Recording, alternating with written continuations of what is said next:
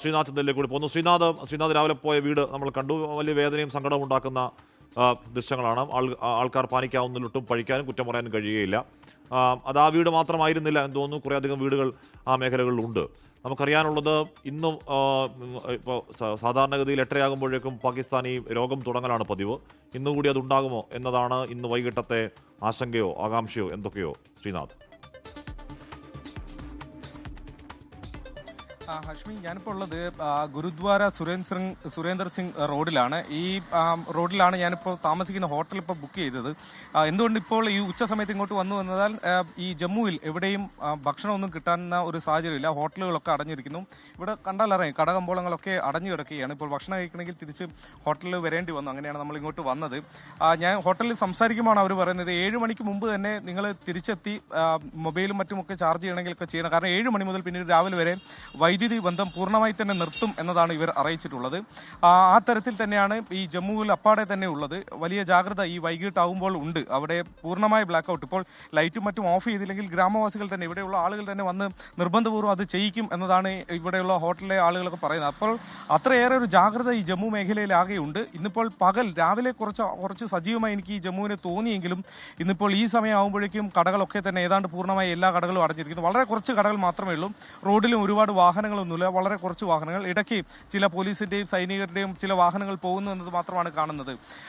ജമ്മുവിൽ രാവിലെ ഞാനിപ്പോൾ 2 വീടുകളിലും പിന്നീട് ഈ ഡ്രോൺ പതിച്ച ഒരിടത്തും പോയി.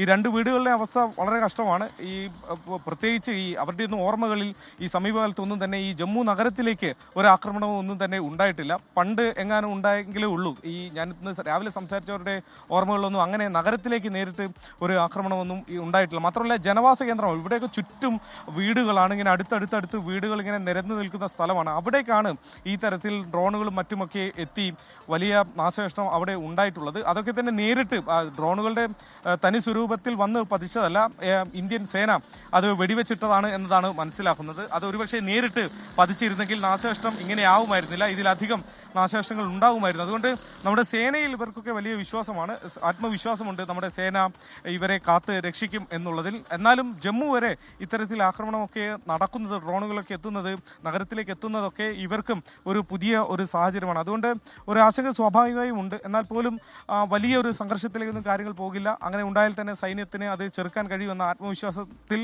വിശ്വാസത്തിൽ നിൽക്കുകയാണ് ജമ്മുവിലെ ജനങ്ങൾ. രാത്രിയാകുമ്പോൾ ഡ്രോണുകൾ ഇങ്ങനെ ആകാശത്തേക്ക് വരുന്നതും അത് വെടിവെച്ചിരുന്നു, അതിൻ്റെ ഒരു പ്രകമ്പനം, അത് തകരുന്നതിൻ്റെ ഒരു പ്രകമ്പനം ഒക്കെ കഴിഞ്ഞ കുറച്ച് ദിവസങ്ങളായി അനുഭവിക്കുന്നുണ്ട് ജമ്മു. നേരത്തെ യൂണിവേഴ്സിറ്റിക്ക് അടുത്ത്, ജമ്മുവിലെ യൂണിവേഴ്സിറ്റിക്ക് അടുത്ത് 2 ഡ്രോണുകൾ വെടിവെച്ചിട്ടതാണ്. ജമ്മു വിമാനത്താവളം ലക്ഷ്യമിട്ടും ഡ്രോണുകൾ വന്നിരുന്നു, അതിനെയും വെടിവെച്ച് ഇട്ടതാണ്. ആ തരത്തിൽ ജമ്മുവിലെ സൈനിക കേന്ദ്രമടക്കം, വിമാനത്താവളം അടക്കം, സർവകലാശാല അടക്കം ലക്ഷ്യം വെച്ചുകൊണ്ട് ഡ്രോണുകൾ വരുന്നുണ്ട്. അതിനൊക്കെ തടയുന്നുമുണ്ട് നമ്മുടെ സൈന്യം. ഹഷ്മി, ശ്രീനാഥ് ചന്ദ്രനാണ് ജമ്മുവിലെ വിവരങ്ങൾ നൽകിയത്. അതിർത്തി ഗ്രാമങ്ങളൊക്കെ, ജമ്മു ആവട്ടെ രാജസ്ഥാൻ ആവട്ടെ, നേരത്തെ പോയ ജയ്സാൽമൂരിലേക്കുള്ള വഴി, ഈ പറഞ്ഞ ഗ്രാമങ്ങളൊക്കെ എത്രത്തോളം അതിർത്തിയോട് പ്രോക്സിമിറ്റി ഉണ്ടോ അത്രത്തോളം സുരക്ഷ, അത്രത്തോളം ബ്ലാക്ക് ഔട്ട്, അത്രത്തോളം മുൻകരുതൽ.